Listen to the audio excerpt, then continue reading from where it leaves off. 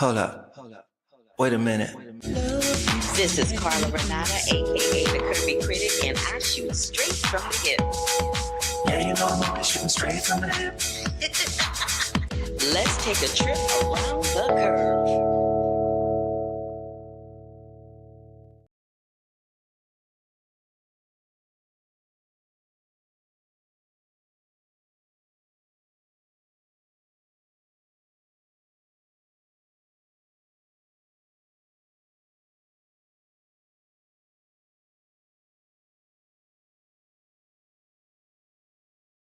Myself. There I am. I was like, what is happening right now? Hi everybody, how you doing? It's your girl Carla Renata, aka the Curvy Film Critic, back for another episode of the Curvy Critic, baby. Yes. If this is your first time joining me, give me a big thumbs up to let me know that you were here. Click that bell for notifications if you are on YouTube. If you're watching this via another streaming platform, welcome. I'm so happy that you dropped by. I usually talk about what I did the week before, but I didn't really do a whole lot this week. I was kind of just chilling out and minding my business. So, without further ado, we'll get right into the show. So, Clueless, y'all, is celebrating its 30th anniversary, which I think is just hilarious. It celebrated 30 as of yesterday. It opened in theaters in 1989, back on July 19th. Now, it was written and directed by this chick named Amy Heckerling, who also wrote Fast Times at Ridgemont High and Look Who's Talking. Now, if you've never seen Clueless, which I can't imagine that you hadn't seen it, let me just break it down for you. Clueless is about this shallow, rich, socially successful girl named Cher, played by Alicia Silverstone, pictured right there, who's at the top of her Beverly Hills High School's pecking order. She sees herself as a matchmaker, and she first coaxes two teachers into dating each other. And then, emboldened by her success, she decides to give hopelessly klutzy new student Ty, who's played by the late Brittany Murphy, a makeover. When Ty becomes more popular than Cher is, Cher realizes that her disapproving ex stepbrother, played by the amazingly gifted and fine Paul Rudd, was right about how misguided she was, and she falls for him. Meant to be a loose, now I will come back on camera for this because I think this is hilarious. So it's meant to be a loose adaptation of one of my favorite authors, Jane Austen's 1815 book novel, Emma. That is what it was based off of. And with this film, Amy Heckerling kind of reinvented the teen movie genre and made a star out of Paul Rudd, Alicia Silverstone, Stacey Dash, Brittany Murphy, and Donald Faison. All of those people became huge stars when this film hit the theaters. It took 40 days to shoot. It shot mostly in Southern California, the San Fernando Valley, to be specific, and Beverly Hills. As a matter of fact, there is a scene in the movie where they drop her off at a liquor store. There's a clown. That liquor store still exists, and it's in North Hollywood, California. It's sitting on a corner. I think about Clueless every time I drive past there. Um, a little known fact, or maybe not known fact, Alicia Silverstone had 63 designer looks for this movie. Think about that. 63 times this child had to change clothes in the course of shooting this film in 40 days. She had more costume changes than it took to film the movie. And her co-stars and the other principals in the film had 45. It was shot on a budget of like $220,000, which today would be $413,000. So it would have to make way over $1 million to be a success. Back then, if you hit $500,000 or even close to that, you were good. Um, and who can forget, my favorite part about Clueless actually is when Brittany Murphy is singing, bringing it, rolling with the homies, rolling with the home. That's my favorite part of the whole movie. I loved her. But I would be remiss in not paying homage to this movie, which has turned 30 years old as of yesterday. Now, I wanted to get into this other situation, which is a film, not a film, but a series. I've been talking about it for weeks. It's called Washington Black, and it is streaming on Hulu. It stars Sterling K. Brown, Ernest Kingsley Jr., Yola Evans, Edward Bluebell, and a host of other people. But the executive producers, Selwyn Hines and Kim Harrison, sat down and chatted with me, as did Ernest and Sterling and Yola and Edward, about some things in the film. So without further ado, I'll give you this first interview with the producers and Yola and Edward, and then we'll flip on over to Sterling and Ernest. Hey y'all, how you doing? Good. How about you? How are you? I'm good. Good to see you. I am Carla Renata, the Curvy Film Critic, and listen, I was in love with this project for a variety of reasons. I love how you guys kind of melted real life history with fiction and made it work in a way that was very interesting and inspiring to watch. So I'd like to know from both of you, what was the impetus in doing that? Was it that way in Essie's book, or did you guys just tell me? I want to know all the things, and we'll start with Kimberly. So we took some creative liberty, with it, but I will say the DNA, the heart is pulled from that book, and the trust is there, and someone can definitely speak to that of his conversations with Essie. But we took the DNA and made that the spine of this series, and so for us, again, having her trust in her baby, I think allowed us to do our job and really deliver on our end. Yeah, no, I think that is absolutely well said. In our early, conversations, I told Essie, like, adaptation changes things, right? And and I write with a destination in mind, but not a route, right? So I couldn't predict the way it would go, but I was like, but I can promise you, we're going to land a plane on the same runway, and I hope you can trust me to do that. And she did. And then that destination, just in the writing in the room, just became amazing. And the point you make about history, it's a show that's historical in its nature with these fantastical elements. So it's like, where can we weave in this idea of known history with the stuff that we create to land on the themes that we're telling? So we had a lot of fun, doing that, and I hope people respond. I loved that. That was one of the things that I really, really loved about it, because I'd never really seen it done to that degree before and so creatively. So I really dug it. I really, really dug it. The other thing I want is, there was this line where somebody says, water has no enemies, only friends. I'm an enemy of water because I'm not trying to be in anything where my feet can't touch the bottom. And Black people have a history with water, so I'm just trying to figure out from you two, has your relationship with water changed coming out on the other side of this project? And I'll start with you, Selwyn, this time. It's so interesting. There's so many like subtleties. Like, some people will catch, some they won't. I'll speak to this specifically. So where I'm from, the country of Guyana, the name itself means land of many waters, right? So water as a metaphor is part and parcel of this. If you watch the Pirate Ship episode with the character Barrington, he has this whole like monologue he does about the kinds of water. He's talking about my country, right? And it's not on the head, but people will get it in a really like subtextual way. Wash's line, and Kit says this too, or Essie says it later, to Kit. That is not obviously. That's the title of a Fela song, right? Water got no enemy, right? So I'm a DJ and I play a lot of Afrobeat, but also Fela is such a symbol of resistance and of Black resistance that it's a way to kind of thread things without waving a sign about it, right? So when he says water has no enemies, only friends, like, that is conjuring up decades and decades and decades of post-British colonial Black resistance in West Africa. So there are just all kinds of layered things in there. You may catch them, or some political writer like you will tell people they exist, and that's some of the fun you have with a TV show. Well, I think something a bit similar to Tana. There's a few moments where you see Tana, she goes into water, and it's a chance to kind of reconnect with herself, reconnect with her home, with her mother, because she's from the Solomon Islands, and to be in water, like floating like she did as a child, it kind of brings her back to home.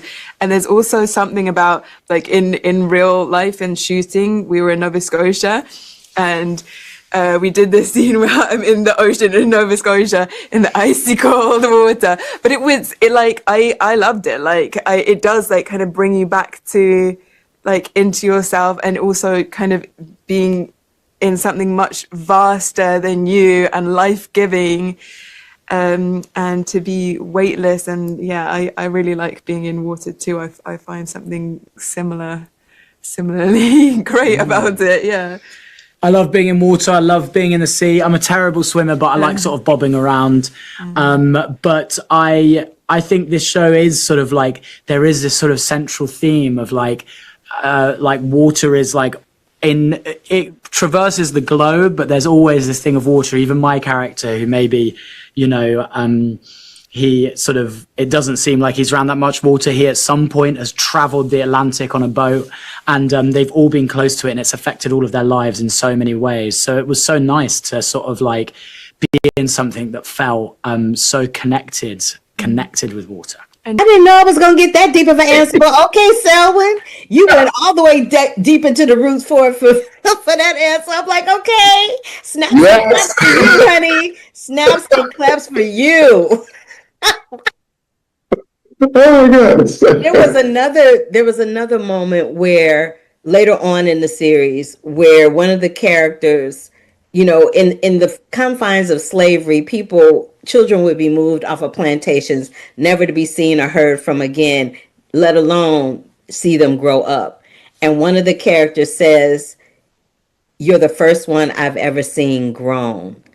Gaius. That, for whatever reason, hit me in a visceral place. And I want to know what was behind that. Was it what I just said, or was it something else? I'll let Kimberly speak to that if you might. Yeah, I think that was a reality check for the audience to just realize how special what he has done, what Wash has done, and this journey for him to get to this point really was. That you have Gaius, someone who has worked on this plantation, never seen a child turn to adult. I mean, that was even bringing that back up to me. I'm like, that was a moment. And that was actually one of those moments as we're watching the cuts that every time it really got me, because that's the truth. That's the reality. And so, those moments, those are just kind of reset moments to just like breathe and have us reflect of like how far he has actually come, how far we have actually come. So yeah, definitely those lines are definitely in there, and they make you think. Yeah, it made me think. It hit me. I was like, ooh. Catching lines. I love it. Listen, I am that girl. I am the one, honey. But but another thing that I caught too is that when we talk about code switching, oftentimes we're talking about Black people doing it. In this series, there's a white dude that's doing it. The guy who's playing McGee. He's literally code switching to make things work in his favor. I want to know, was that in the book as well, or was that something that you guys kind of added in? Later on in the process, it occurred to us that maybe there's a way we can complicate this character so he feels like this interesting doppelganger to Wash. And one of my writers literally one day said, "What if McGee is not McGee?" We were like, "What does that mean? What are you talking about?" And he pitched this idea that I'm like, that's brilliant, because now you have sort of like two people in Washington McGee who come from two very different kinds of messed up, circumstances, and sort of like use the tools available to them to sort of get to a better place in life. No matter what judgment you make about how they get there, but there's something that's a real sort of like echo between the two characters, and the fact that those are the two men that are seeking Tana's affection just made it all kind of work. So, did you see McGee is code switching? Absolutely. He's always code switching. He's desperate to fit in so many different ways. And I think as the show goes along, you find really how much he's trying to fit in and what he's covering up. And I think that leads to this really, what's a really interesting crux of his character is that he believes that he is fitting in the same way that Tanner is, and he tries to bond with her on that. And although there is sort of like maybe potential there for that to be a bond, I think it's part of his learning process of understanding the world that they live in, that actually, even though he is being someone he's not and has come from sort of humble backgrounds, maybe he's still is a white man. And that's a completely different lived experience back then as it is today. And that's sort of the beginning, you feel, of Billy maybe learning about the world that he lives in instead of just turning a blind eye to it. Washington Black was the bomb. You are so much fun to talk to at any time. It just Thank you. I'll see you next time. all right. Bye. Okay, so I lied and said that I was going to go right into the next interview, but I actually want to chat for a second because I feel like I need to tell y'all some things. So let me get into these comments. So my boy Sav Production said the Clueless is still a joy to watch today. It is. It is such a timeless film. Yeah, absolutely. Love Brittany Murphy's character. Me too. Love Brittany as an actress. Truly miss. I miss her too. She was such a lovely young lady. And then you said interesting series. And then you also said that Sterling is such a pleasure to watch. Let me get into a couple of things when it comes to this particular series. So let me tell you what the series is about. Washington Black is streaming on Hulu. It will be streaming on Hulu. And it is based on a novel by S.E. Edugin that tells the story of a young slave named George Washington Black, named after George Washington, who escapes from a Barbados sugar plantation. The story follows his journey of self-discovery and his encounters with various places and people as he seeks freedom and a life beyond slavery. It is set to premiere on July 23rd, which is in a couple of days. So I wanted to give you guys like a little Kickstarter into the series. I watched the series in its entirety. It's really, really interesting. When I talked to Selwyn, the showrunner that you just saw there, he said that they mix up things between the book that Essie wrote and historical facts. They kind of mix stuff up a little bit. So some things that are historical are kind of twisted around a little bit for the sake of the story within this series, if that makes sense. But there's a couple of other things that I discussed about it. And then after I finished this little rant that I'm on, I'm going to play my interview with Sterling K. Brown and Ernest, who plays Young Wash. But I did want to say this. It is a series that it deals with slavery. And, you know, a lot of people feel some kind of way about seeing those stories, but this isn't the type of slavery series that you're used to seeing. It's dealing with the slavery from the perspective of slaves that were in Nova Scotia and Barbados. That's very, very different than what was happening here. So if I were you, I'd take a look at it. You know, it's called Washington Black, and it's going to be on Hulu beginning July 23rd.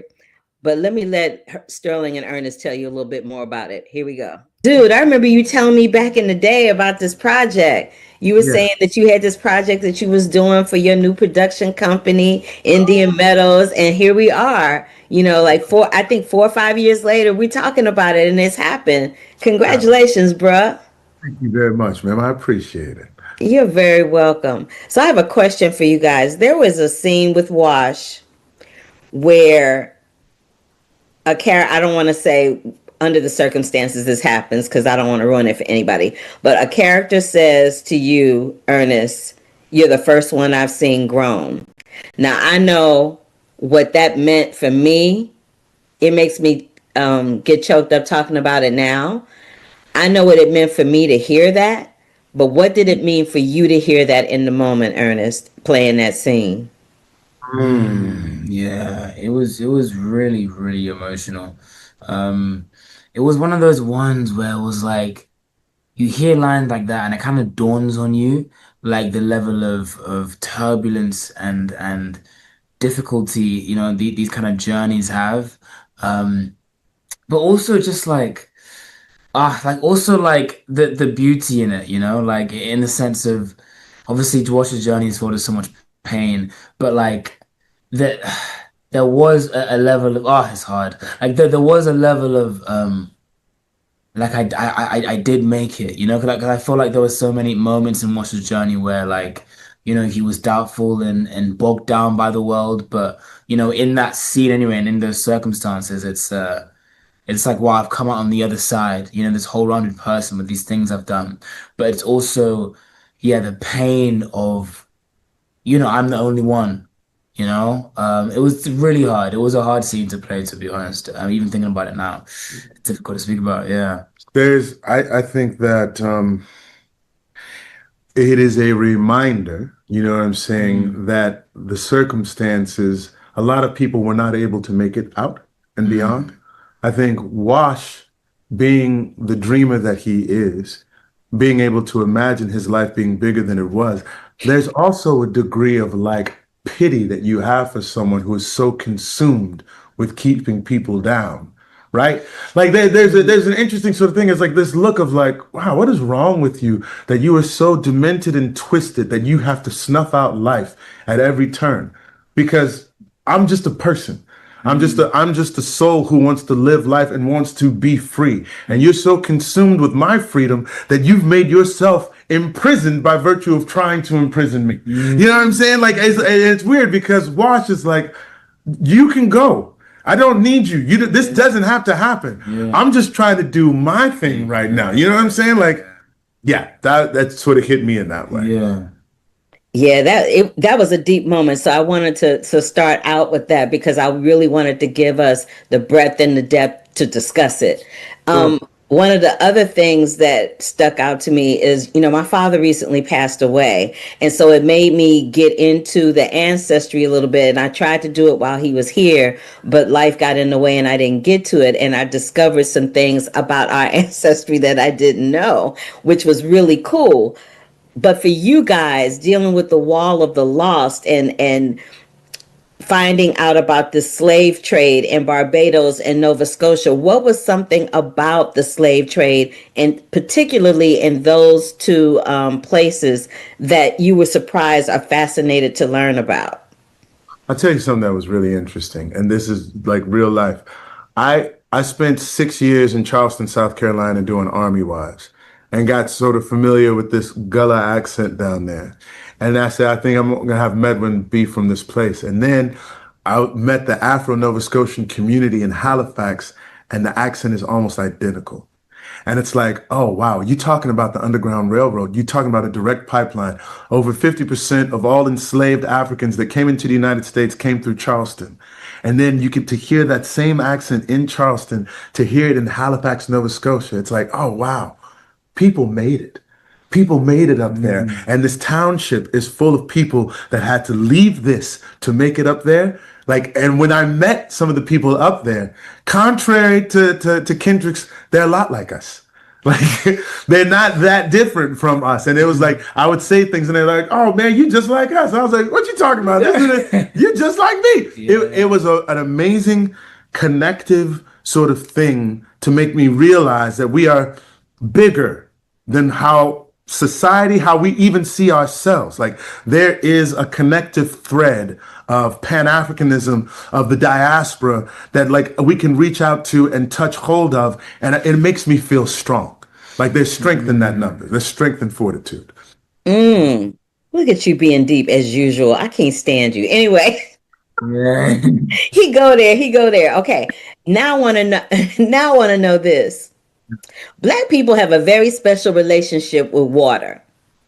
It's a positive and a negative relationship with water, right? Yeah.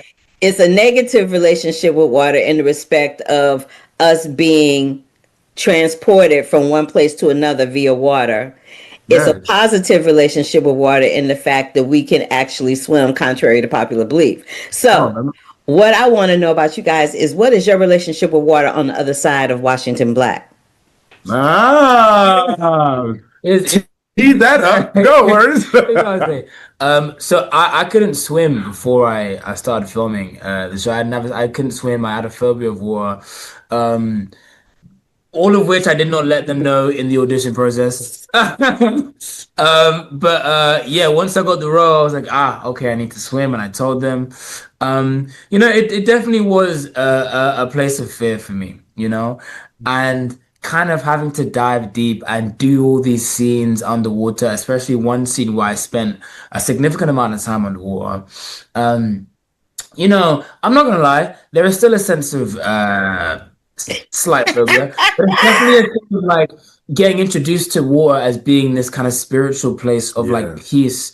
And one of my favorite lines in this show is water has no enemies, only friends. It's a place of comfort, it's a place of peace, like it's a place of love. And I feel like it's that kind of relationship. You see it with Wash as well. Yeah. There's that negative or like unfamiliarity that the water brings to Wash's life, and throughout his journey, you see it flipped on its head, and it's this place of power, this place of like I can fly and I can swim, Yeah. and both bring me freedom, and Both are expansive. Like, well, the world is 70% water or whatnot. So like the idea that we would cut ourselves off from 70% of existence of what is here and available to us is something sort of anathema to you, because it's like whether I need to go up or if I need to go in, like I want to go deeper. I want to see more. I want to experience all, right? That's yeah.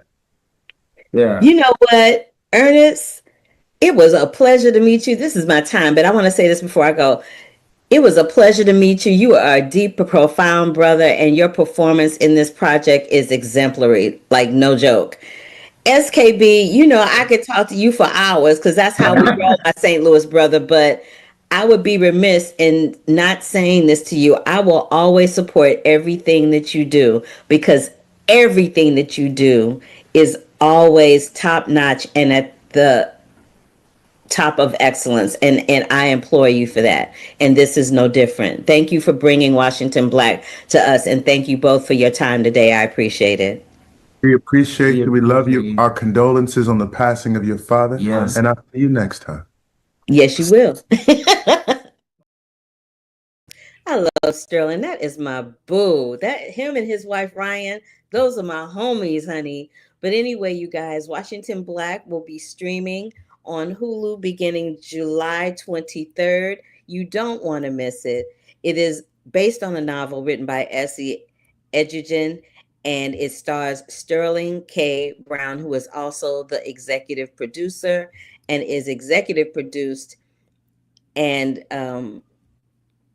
whatever by this young man, Selwyn Hines, as well. Check it out, Washington Black on Hulu, July 23rd.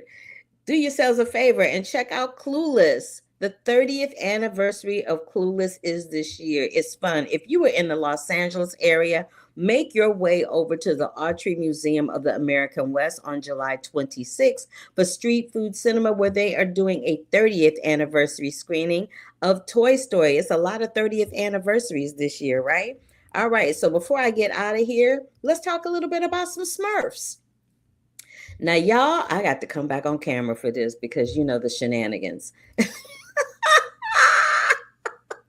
So let me give y'all a little history about the Smurfs. Let me give you my history about the Smurfs. And I was trying to find this picture, but I cannot find it. So 5,000 years ago, I was a performer in theme park shows, and I worked at Kings Island. And I did a show called The Smurfs Are Here.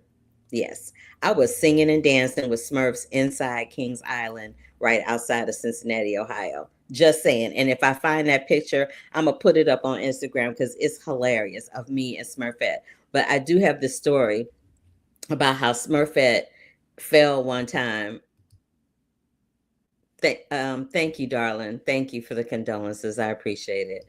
I do have a story about one time we did the show and somebody who was Smurfette, who shall remain nameless, um, was in the Smurfette costume. So those Smurfette costumes, the real life size one, the heads are ginormous and the bodies are little. So you're a little top heavy and you can't see your feet. So your Smurfette's walking. They go as a part of the show where they go down into the audience and they play with the kids and the adults and they're singing and la la la la la. And at one point, Smurfette gets ready to go back up the stairs and she trips and she falls face first because again, the head is heavy. And she is in this head going, help me, I can't get up, baby. To this day, we holler about that. It was so freaking funny. Cut to now. let me give you a little history about the Smurfs in general. So this movie that just came out is directed by Chris Miller, and but let me give you the original origin behind the Smurfs. So the Smurfs were created by a Belgian comic artist. His name, he goes by Peyo, or AKA Pierre Culefort, in 1958. They were called Les Stromps in his native French, which is actually the Dutch translation of Stromps is Smurf. They first appeared as side characters in a fantasy comic called The Flute with Six Holes, where they are shown living in a barren rock-covered place known as the Cursed Land.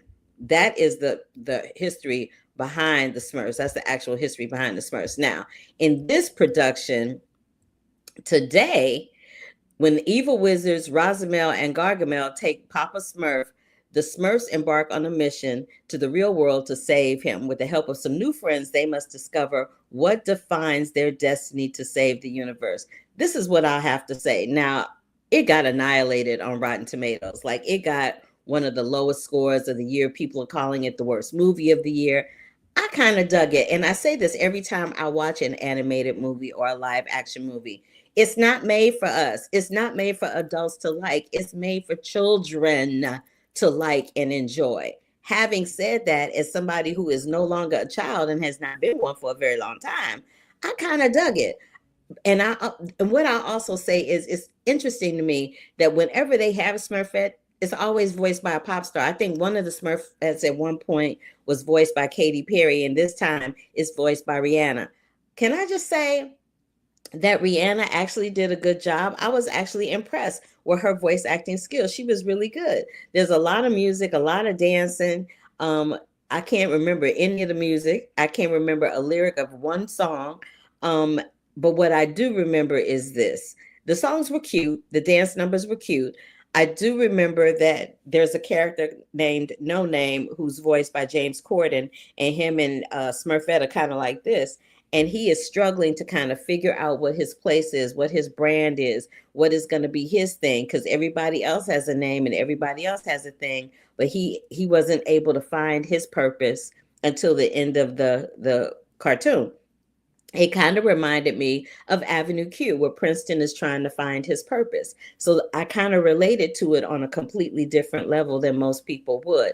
It was cute. The first half of it was kind of like, wah, wah, wah. It was a little slow, a little disjointed, a little crazy. But then once it kind of kicked in and we got into the story of No Name trying to figure out what his name is going to be, it was better. Sav says they should let kids rate the film. Kids don't lie. Exactly. Kids are incapable of telling a lie. They just tell the truth. And they should just start doing a thing where they let children rate and watch the movies, because when adults rate and watch the movies, they're looking at it from an adult lens and they're just not being very kind. And I hate that. I hate that adult critics do that. It's so annoying. But what I will say is that the film pinpoints how you can excel in a lane that you choose and make it work for you as a brand. That's what the message is of the film. To be you no matter what. Don't let this person over here tell you what to do. Don't let that person over there tell you what to do or how to be or what to say or how to navigate through your life. You navigate the way you need to navigate, because at some point everybody's trying to tell No Name what his name should be, and he goes through all these little metamorphoses, but at the end he kind of finds his way home. I liked the movie. I thought it was super cute, but it's getting really bad reviews and really bad scores. And I just don't think that that's fair. And that's just my 2 cents about it all. So again, I would say, take your children and let them decide whether or not you should see Smurfs, the 2025 version. What I will say is that it kind of jumps into the 21st century with that message of we're better together than we are divided. So that's it. Again, let me just reiterate what I talked about. We talked about the Smurfs, which is in theaters now. Clueless is having its 30th anniversary. Washington Black will be on Hulu beginning on July 23rd. And when I come back next week, baby, we're going to talk about the Hurricane Katrina documentary, which will be streaming on Hulu beginning July 27th. Excuse me. I have the showrunners from that, Tracy and some people from Proximity Media. We're talking to them about Hurricane Katrina, Race Against Time. It will be on National Geographic on July 27th and the next day, available on Disney Plus and Hulu. I will have them next week. I was part of a roundtable where I got to discuss that situation with them. I'm going to see Freakier Friday, so I'll come back and talk about that. I'm also going to check out Fantastic Four and Happy Gilmore 2. And I'll also have this young man, Michael J. White, who has updated the 70s version of Robert Hooks's Trouble Man and brought it into 2025. He's starring alongside Lala Anthony and Method Man. So that is what's happening when I come back next week. And I hope y'all have fun. Thank you, Sav Productions, for popping in. I'm sure Brandon will have something to say later on. He always does. If this is your first time joining me, give me a big thumbs up to let me know that you were here. Click that bell for notifications. If you're watching on any of the other streaming channels other than YouTube, hey y'all, thank you for popping by. I appreciate you. And yeah, I guess that does it for me for this edition of the Curvy Critic with Carla Renata. Okay? All right, y'all. So having said that, love, peace, and hair grease, and deuces until the next time. Hold up. Wait a minute.